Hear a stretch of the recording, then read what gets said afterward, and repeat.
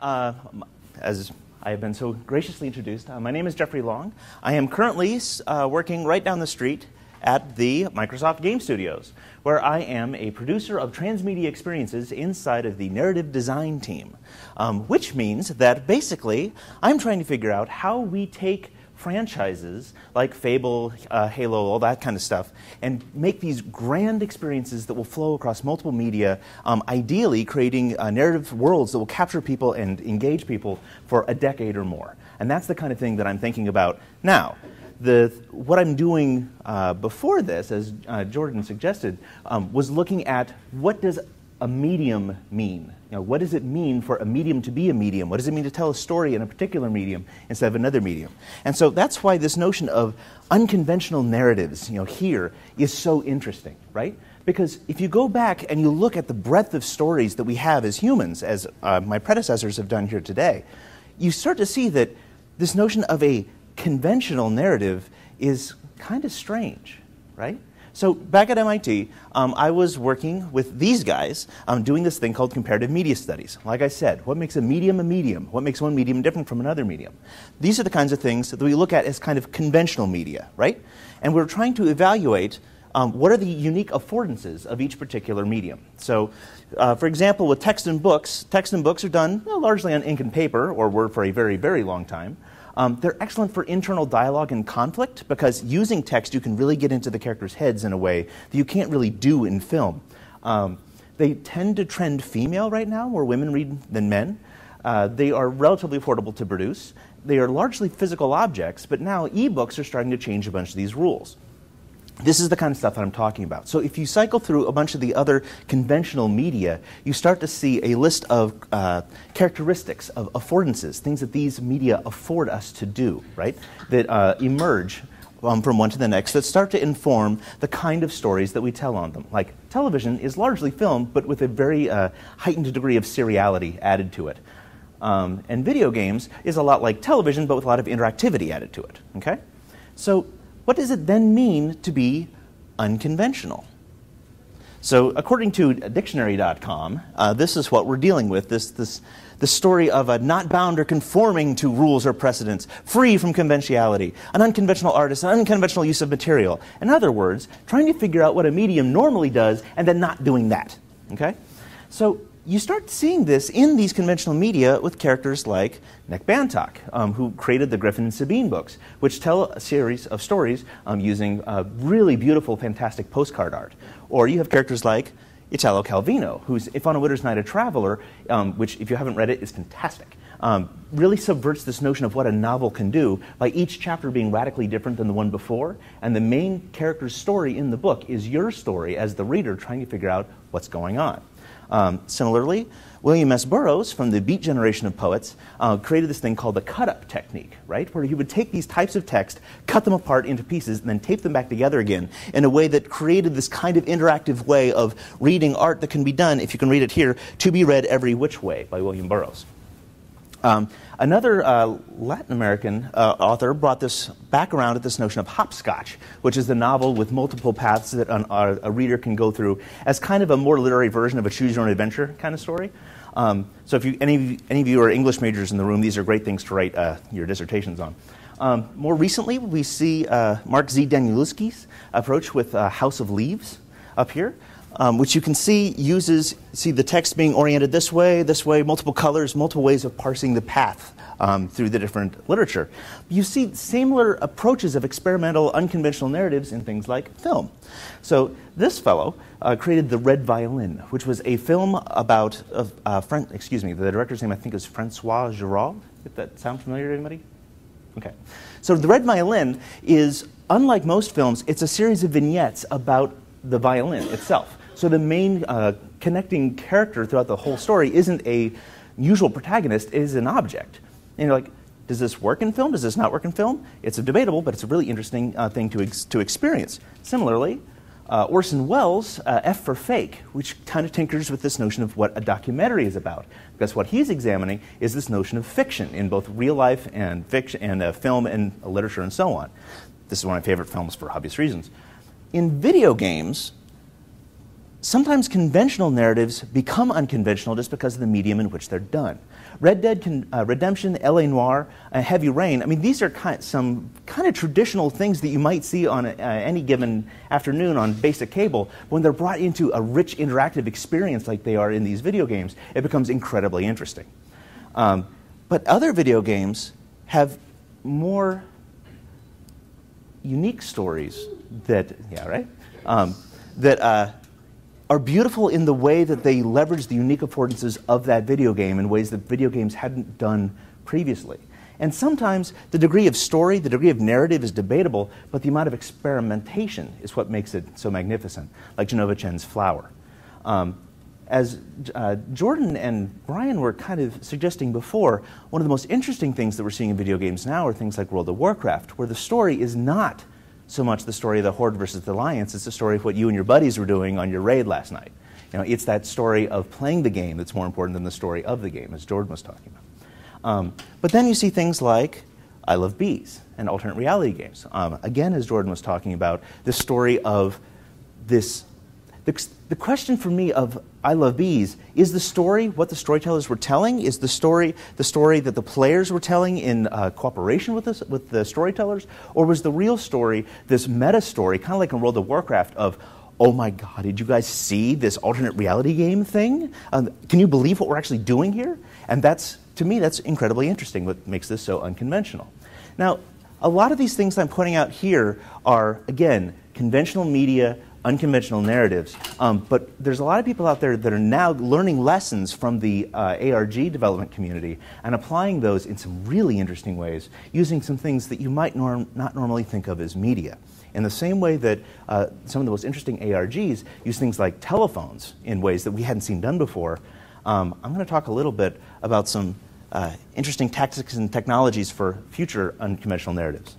So the first one, which Jordan might talk about at some other point if you fill him a couple beers, is this eDoc laundry project, which used clothing as an experimental medium. So if you look at the shirts here, they're actually clues to a mystery hidden inside of the clothes themselves. So let's see here. How about being the first apparel brand that combined the influence of fashion, entertainment, and technology? Using their clothes to tell an interactive murder mystery, every eDoc garment has a secret code embedded in its design. Unravel the clues, enter them at edoclaundry.com, and unlock video clues to the murder of a fictional rock band manager. Every eDoc tease unlocks a new video clip. So again, a murder mystery like this one, it might work very well in a conventional medium, say television, say in an episode of CSI. But the experience of telling a story using clothing as a medium is incredibly unconventional and thus incredibly interesting. How could you do this yourselves using glasses, using sneakers? I mean, what are the ways that you might use an article of clothing to tell a story, to kind of riff off of what these guys did here? Now, similarly, Campfire, which is a company in New York, recently launched an incredibly interesting campaign to promote HBO's Game of Thrones. Have you guys seen this? They launched a series of food trucks going around in LA and New York that served up food based on the fictional universe of Game of Thrones. Now, there was a story that was unfolding in the menus that were being posted every day, but really, the most engaging thing was how you could immerse an audience in this sort of fictional universe using a sense that isn't normally utilized in storytelling: taste. Hi, I'm Tom Colicchio, and you're at my New York City restaurant, Colicchio & Sons, and we're cooking dishes inspired by the new HBO series, Game of Thrones. In the book and also in the series, food is really important, and so we're trying to approximate some of those dishes, and we're going to get out to a food truck in New York and LA and bring it out to the streets. Preserved lemons, a little rosemary and honey.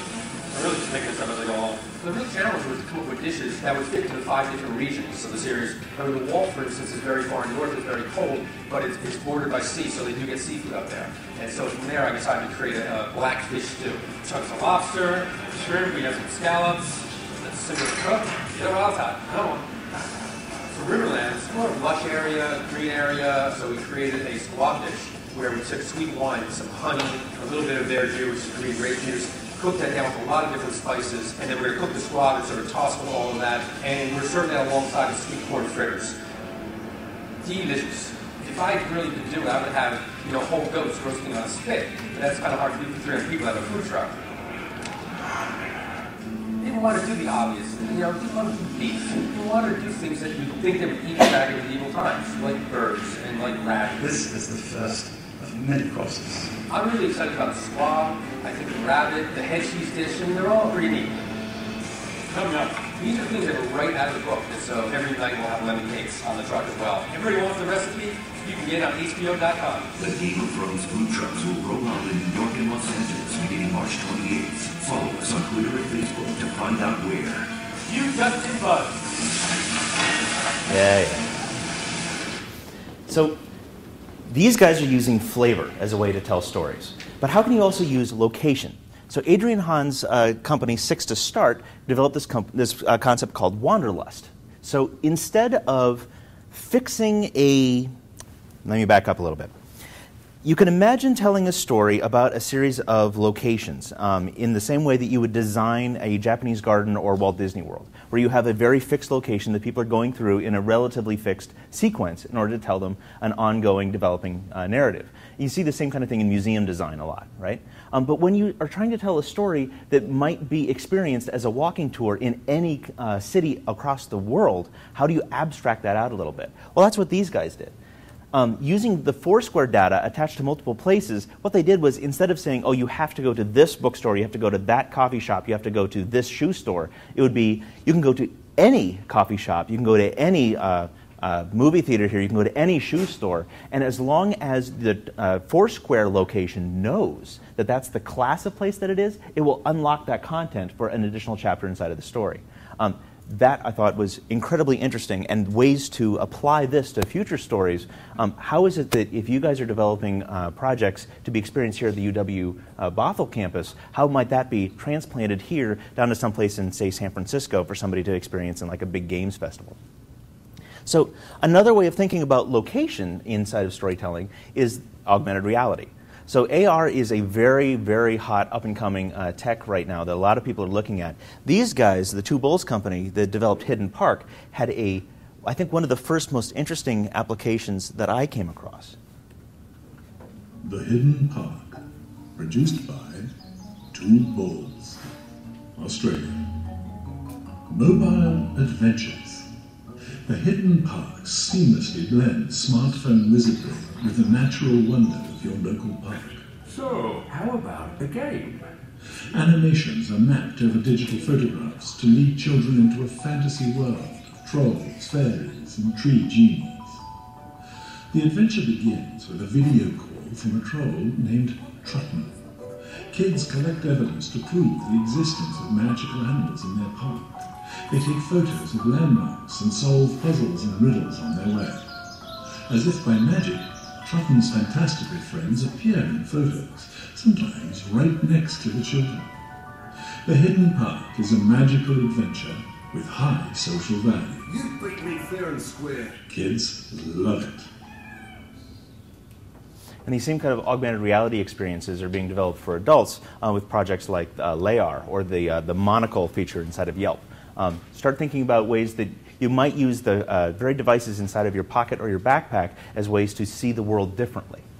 So another option is this concept of smart objects. So Bruce Sterling wrote a book a couple of years ago called Shaping Things, where he describes this motion towards cheap, ubiquitous sensors like RFID chips in order to create a universe of networked objects, much like our clothes or our sneakers or our coffee cups, that are able to talk to each other and then inform the stories that we hear. He called them spimes. That word still doesn't really, kind of roll off the tongue to me, so I'm sticking with smart objects. You see some of these things available in the market already, like the Nabiztag intelligent robots, or bunnies, actually. These are a couple of years old. If I had one of these and my wife had one of these on top of our desks, I could twirl the ear of mine and the ear on hers would twirl as well, just to have this kind of disconnected yet instant social personal experience across one another. These things also have a really simple kind of ambient informatics built into them, which means that if you, say, So ambient informatics, if you have a small device with a light in it like this and then hook it up to a simple data stream, say your stock portfolio. If your stock portfolio is up on a given day, it might be green. If it is down on a given day, it might be glowing red. So that just by glancing at the thing, you get some kind of information passed on to you. Now, this is really kind of a dumb bunny, so to speak. But imagine what happens when you start building the same kind of approach into artifacts of a universe. So Blizzard is really interesting because every component out there of licensed merchandise for World of Warcraft is actually considered canonical. They take great pains to make sure that even the little bits of text that are on the back of a replica of the Frostborn sword, like we have over here, is actually considered part of the universe and would hopefully add something of additional value to a reader's understanding of the fictional universe. So what happens then when you take these pieces and then bolt them onto the experience itself? Roy Kotaka, we are looking at the new toys, the interaction figures from Activision, and Mike from Activision is going to explain what we're looking at here. We've got a few figures out here, right? Yeah, we have a couple of different figures, and really what you're able to do is at any time you can switch characters just by taking a character off the board and putting a new one back on and really change the way you play the game. So here we have that right here we have Igniter. He's a fire character. He's got this flaming sword, and I don't know if I'm showing up on the so he's actually in the game. That's him. He's a guy made entirely out of fire. He can jump out of his suit and run around when he's on fire. Okay. At any point, let's say I go, okay, I've done the Igniter. I want to play this section as Spyro. I just take this guy off the portal. You can see he's not in the game anymore. See, it's gone. You get this quick. You put Spyro on, and you turn it again. He's in the game already. And the idea is that we can go through the game with any of the characters here. Any character you want at any time. And the way you play the game is just going to be different because they all have different abilities. So if you want to be a fire-breathing dragon, you can be a fire-breathing dragon. If you want to be a lava monster like this guy, or if you want to be a trigger-happy who shoots gold coins out of his gold gun, and it's one of it. Anyway, so by using simple technology like RFID chips paired with sensors like that, you can unlock additional content inside of a video game here. Or imagine if you had the Frostborn sword and that had the kind of RFID chip embedded in its in the hilt, right? Take that, put it next to the RFID sensor inside of your computer or your television, and then a story is then unlocked that either gives you additional text inside of an ebook or an additional chapter inside of a TV show. That's the kind of thing they were starting to move forward with these kind of smart objects. But this actually pushes it one step further. Anybody here grow up with the old Teddy Ruxpin dolls? I mean, you guys know what I'm talking about like that? All right, so we start seeing some very basic experiments with objects, smart objects as storytelling devices. You see the same kind of thing in animatronics in Walt Disney World and so on and so forth. Todd McIver at the MIT Media Lab just used robots to develop the first robot opera.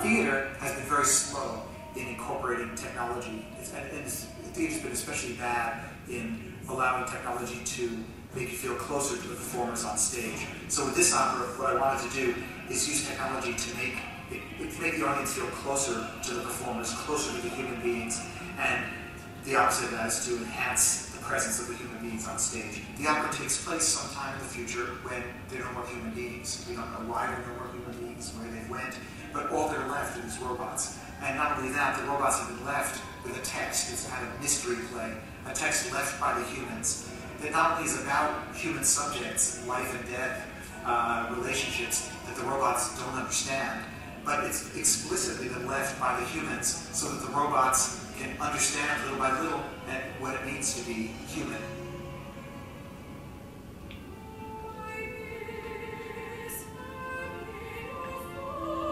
One very unusual thing about this opera is that physical objects help to tell the story rather than just the human beings and rather than just electronics. And these physical objects are beautiful in themselves, and they're also an extension of a human being. In fact, Simon Powers, our main character, the whole idea is that he wants to live forever. He leaves the stage, he downloads himself into his environment, and you feel that these objects, the robots, the furniture, a gigantic musical chandelier, the walls themselves, take on these characteristics. And this physical world is beautiful to watch, but it also becomes deeply connected to a human being. This is something we've never seen on stage before. So what you see here is the development of smart objects. So you actually have actionable robot creatures, performative storytellers inside of any particular location, up to and including your living room at some point. You have handheld devices through augmented reality that will let you transform the way that you see the world around you. You have actually, I didn't put it in here, but it's kind of obvious at this point, the removal of the physical interface with interfaces like Kinect moving forward. And then you have the installation of, I think, small ambient technology around your house in order to use your entire living room as a storytelling space. So couple that with the kinds of things that you see these guys with the food truck guys developing, and you start seeing ways to tell stories using senses that have been previously underutilized inside of storytelling. So as you guys are thinking about how to develop your own unconventional narratives, think about this. What are the ways that these guys have played around with senses that you haven't seen done yet before? And as you go through every day, any single day, what are the things around you that might be used in a storytelling fashion that you might not have seen done before? There's a guy named Andy Stefanovich who runs an ad company called Profit. And this is, I think, one of my favorite quotes of his. Look at more stuff and think about it harder. But another storyteller that might put it a little more poetically is, of course, Walt Disney. It says, we keep moving forward, opening new doors and doing new things because we're curious, and curiosity keeps leading us down new paths. And more beautifully, when you're curious, you find lots of interesting things to do. So, thank you very much.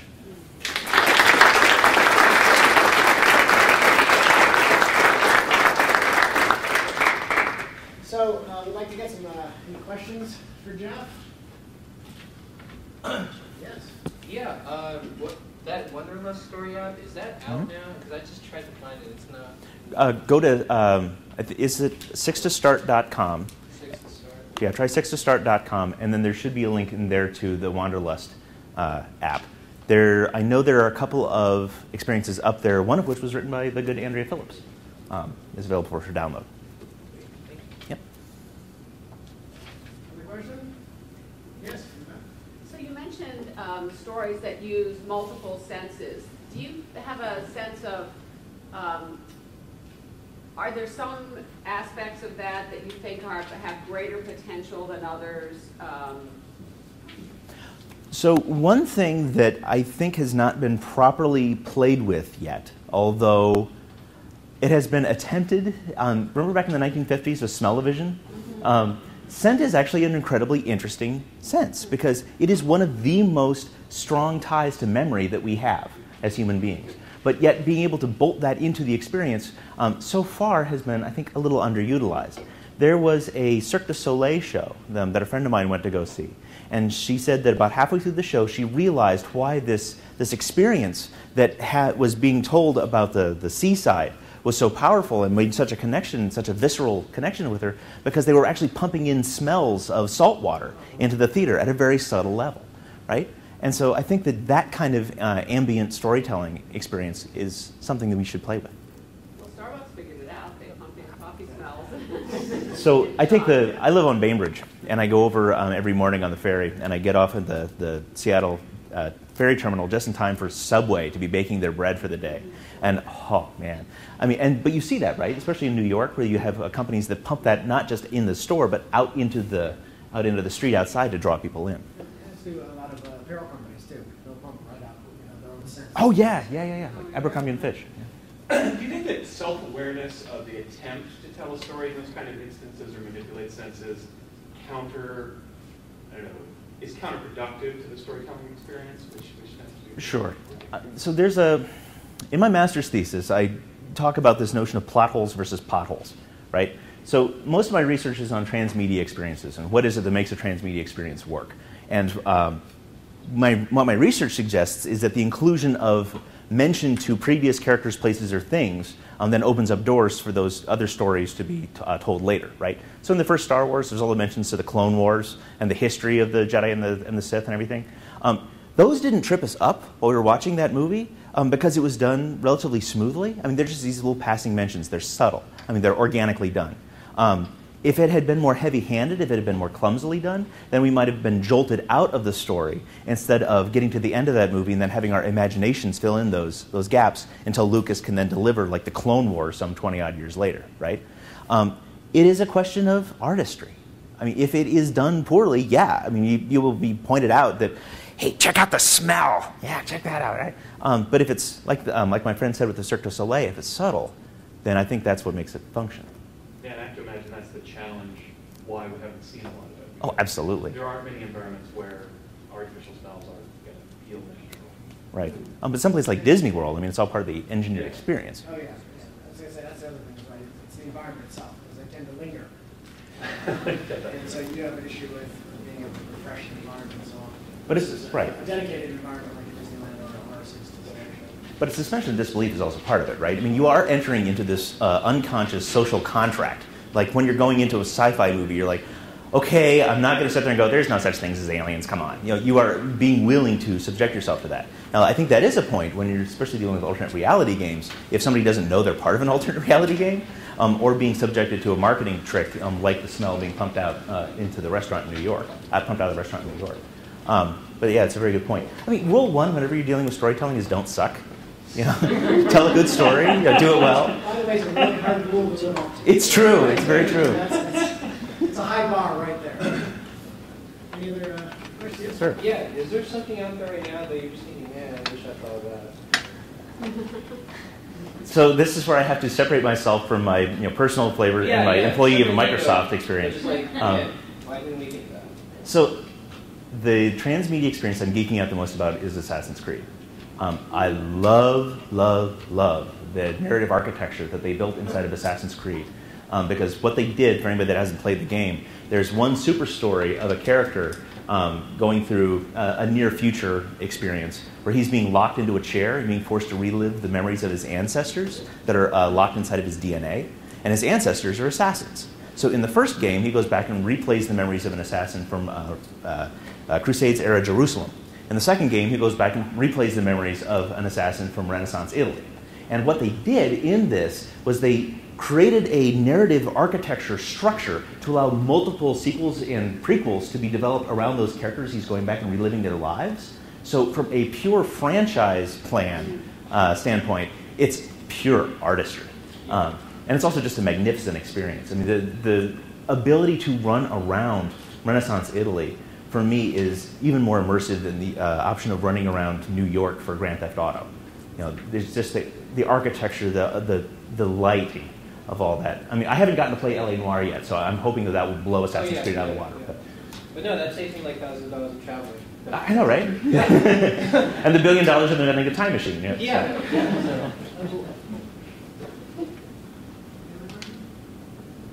Sure. I have a question for you. Or your role at Microsoft. Mm-hmm. So, is it typical that you said that you're an English major? Is it typical for people who write narratives and then scripts for games to have an English degree, or is there like a mix? Oh, we come from all over. I mean, we really do.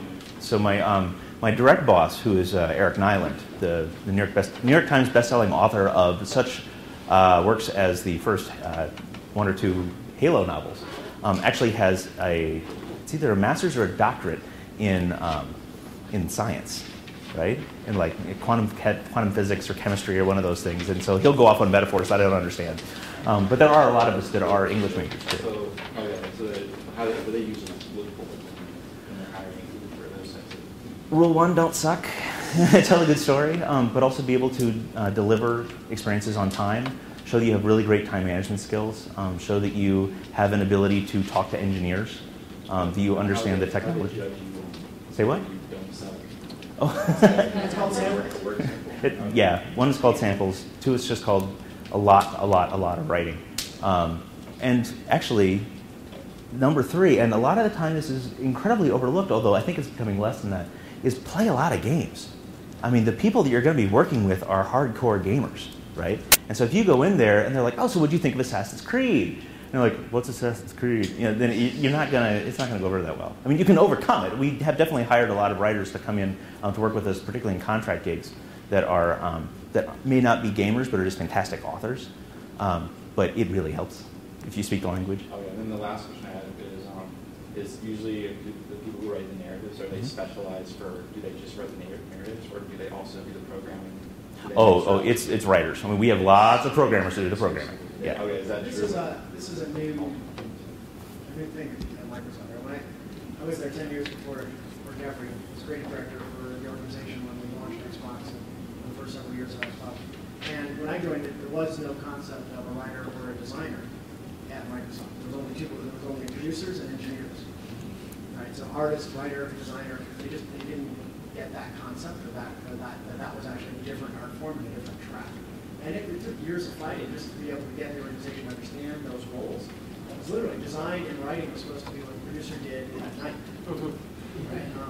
And it's so it is like in all art forms, as we age, we grow, we start to get more specialization, to get depth on it.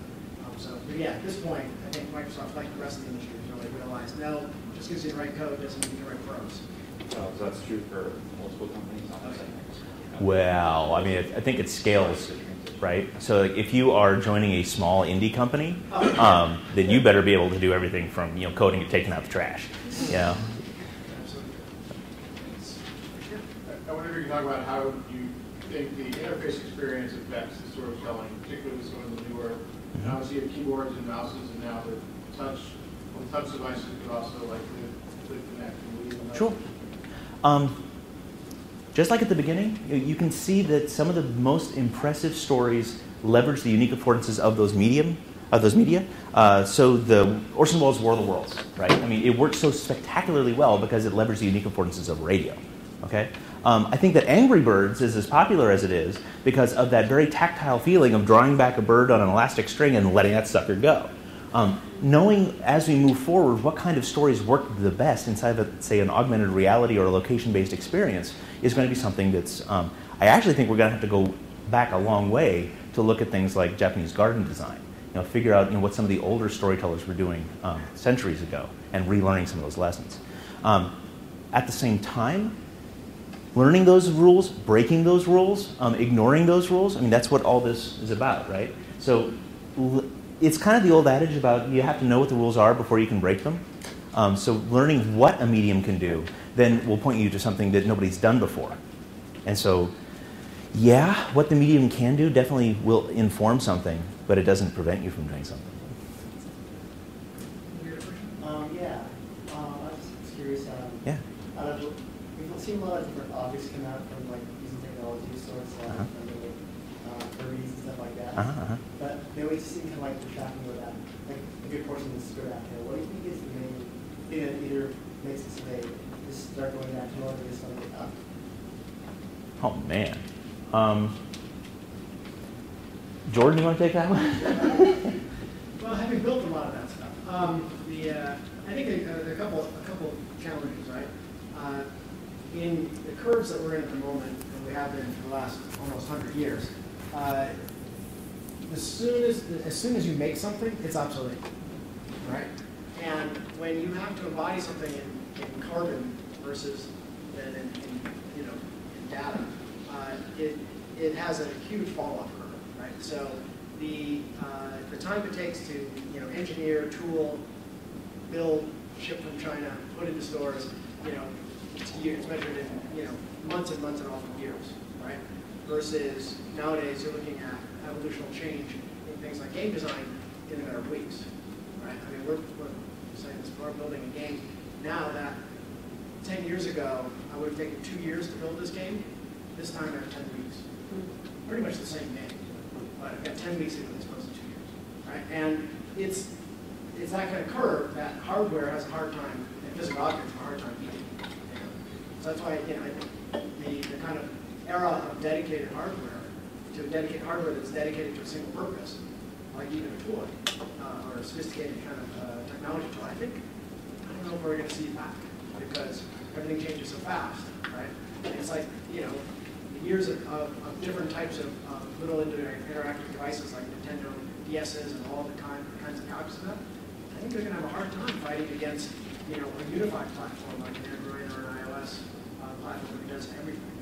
It's a tough market to be in carbon. So what do you think of the 3D printing market? I mean, as we've started moving towards the ability to actually fabricate a smart object on our table, do you think that that's going to impact that? Yeah, I think, well, that's a keepsake, right? And I think well, for now, yeah. Yeah, but I think a physical keepsake of a digital object, right? Right. Has enormous value. Yeah. Right? I mean, back in the 90s, we did, at the Battlefield Center, we printed out these histories of experience. So it was like the big multiplayer game, it was the first multiplayer game people had access to.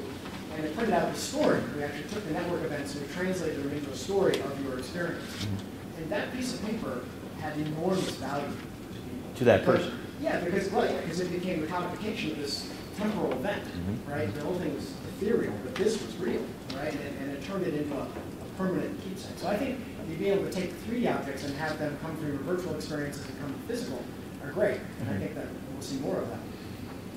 Taking that physical back to virtual, right, is difficult. Like the Activision game you're talking about, showed their toys, right? That's about the what, 5th time that kind of sure has been trying to be done, and it's a tough nut to crack because at some point you start going, well, wait a minute, just pay $5 for a toy when really it's an unlock code, which would have been free.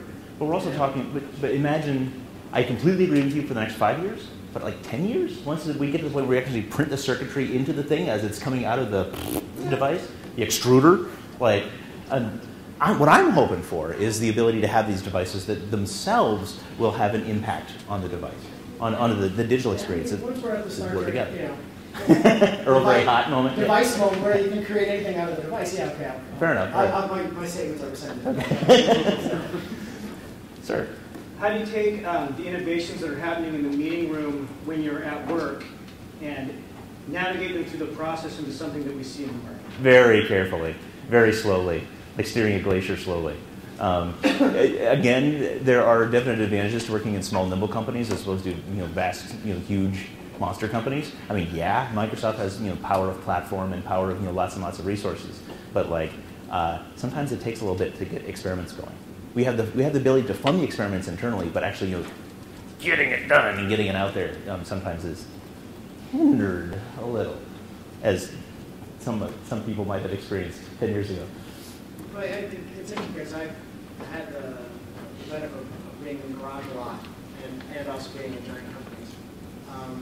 And even my own companies, which have grown to a couple hundred person size at some point, it's fascinating to watch how even yourself, when you're founded on doing something that's a big risk, right? You take a giant risk and it worked, and so a company starts to build around that giant risk.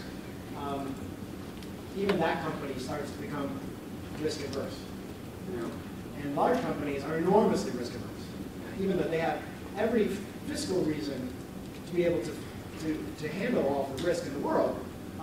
They don't take that risk, and in thinking about it over the years, the way I started to make sense of that doesn't have anything to do with financing, right?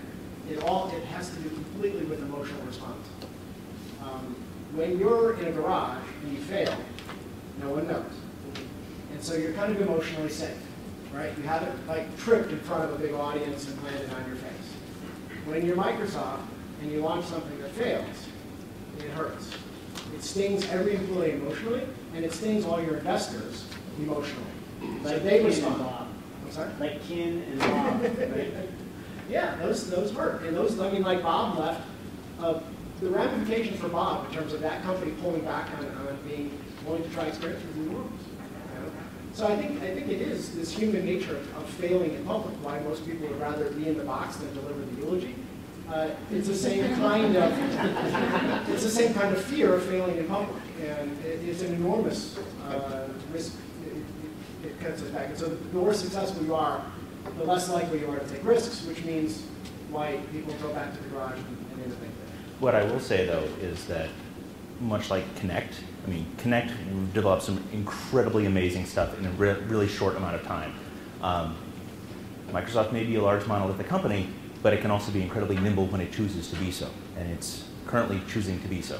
And so, without wearing my corporate shell hat, I can say that there will be some incredibly interesting stuff happening soonish. But I would just playing the role of devil's advocate, right? Connect is completely responsive, right? there wasn't a need. They didn't innovate for the purpose of innovation. They innovated because they needed to respond to another company's innovation. I can neither confirm nor deny the policy. We have one last question. Time for one last one. Okay. Well, here, someone new. You mentioned briefly the fascinating narrative architecture in Assassin's Creed. This is an unfair question, but can you pinpoint, you touched on it, but can you pinpoint that the narrative architecture is the whole story as far as I'm concerned? What do you mean? What did you find so fascinating about it? Oh. What dynamic of narrative architecture really caught your interest? So specifically the notion that you can build a structure with multiple substructures under it. I mean, you could almost imagine this, these series of like dandelion heads, right, of like sub-franchises inside of the super franchise.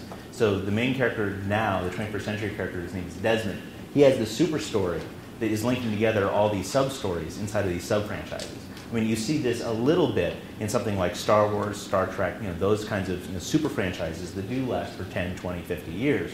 But the fact that these guys were able to develop that from the get-go in what appears to be a very strategic fashion, I mean, I doffed my hat to them. That was really slick work.